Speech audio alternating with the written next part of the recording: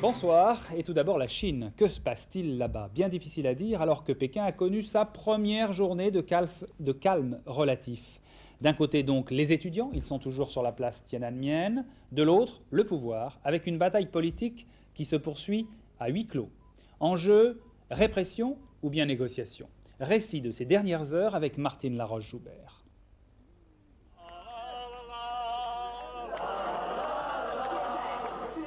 Faites l'amour, pas la guerre, un slogan comme réinventé par les étudiants chinois plus de 20 ans après le mai 68 français.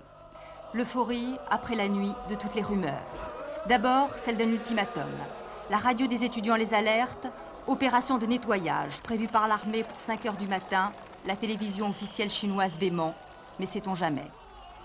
En bus, en vélo, en moto, ils déferlent vers la place Tiananmen, bien décidés à ne pas se laisser intimider aux cris d'abat la dictature, la liberté ou la mort.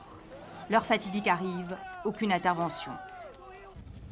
L'armée ne bouge pas et l'aube se lève sur ses convois immobilisés. On raconte que 7 généraux ont refusé d'envoyer leurs troupes dans le centre-ville. Ce matin, le Premier ministre Li Peng joue, semble-t-il, ses dernières cartouches. Une pluie de tracts largués par hélicoptère s'abattent sur la place Tiananmen.